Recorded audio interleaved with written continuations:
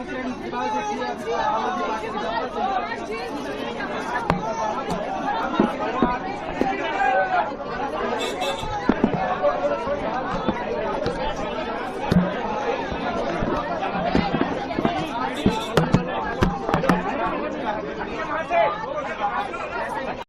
TV channel के interview में उस टीवी वाले ने मोदी जी से पूछा कि प्रधानमंत्री जी, ये केजरीवाल चारों तरफ कहता घूम रहा है कि आपके पास उसके खिलाफ कोई सबूत नहीं है, आपके पास उसके खिलाफ कोई रिकवरी नहीं है, फिर आपने उसको गिरफ्तार कैसे कर रखा है? पता है प्रधानमंत्री जी ने क्या कहा?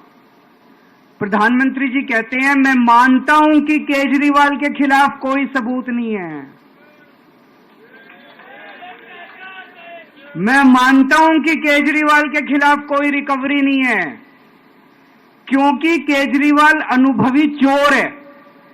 चलो मान लिया मैं अनुभवी चोर हूं, तुम्हारे पास सबूत तो नहीं है, तुम्हारे पास रिकवरी तो नहीं है, तो यूं ही डाल दिया मेरे को जेल में, बिना सबूत के डाल दिया मेरे को जेल में, बिना रिकवरी के डाल दिया जेल में। देश के इतिहास में 75 साल में सबसे ज्यादा बहुमत से आई हुई सरकार है।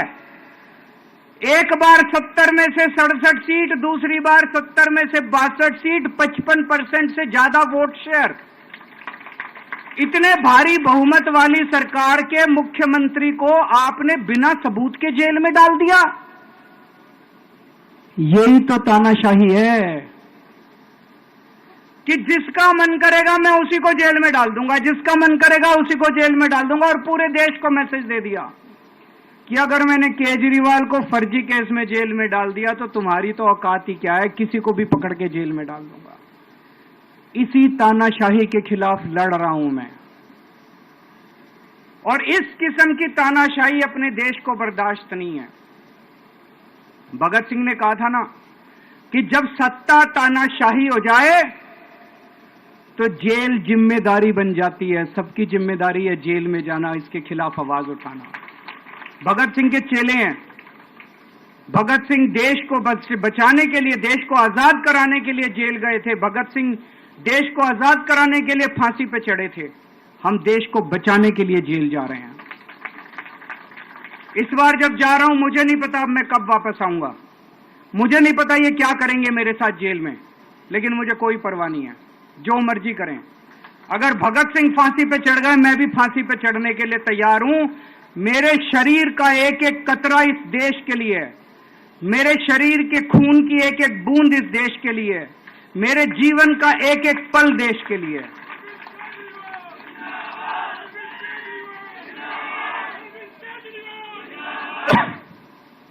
अभी मैं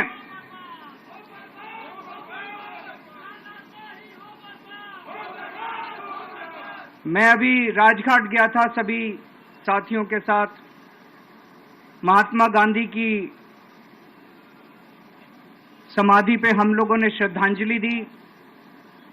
गांधी जी ने इस हमारे देश से तानाशाही का अंत किया था, वो हमारे लिए प्रेरणा स्रोत हैं।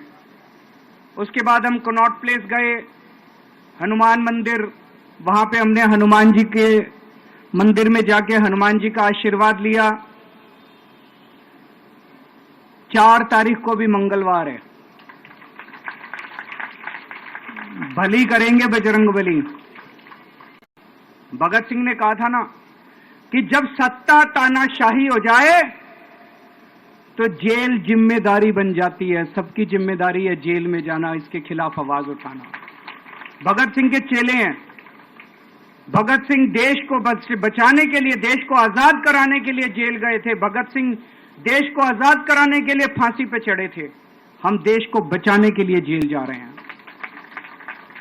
इस बार जब जा रहा हूं, मुझे नहीं पता अब मैं कब वापस आऊंगा, मुझे नहीं पता ये क्या करेंगे मेरे साथ जेल में, लेकिन मुझे कोई परवाह नहीं है, जो मर्जी करें। अगर भगत सिंह फांसी पे चढ़ गए, मैं भी फांसी पे चढ़ने के लिए तैयार हूं। मेरे शरीर का एक एक कतरा इस देश के लिए है, मेरे शरीर के खून की एक एक बूंद इस देश के लिए है, मेरे जीवन का एक एक पल देश के लिए है।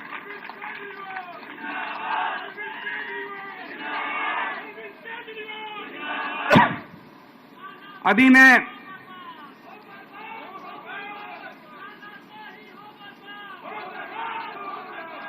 अभी राजघाट गया था सभी साथियों के साथ। महात्मा गांधी की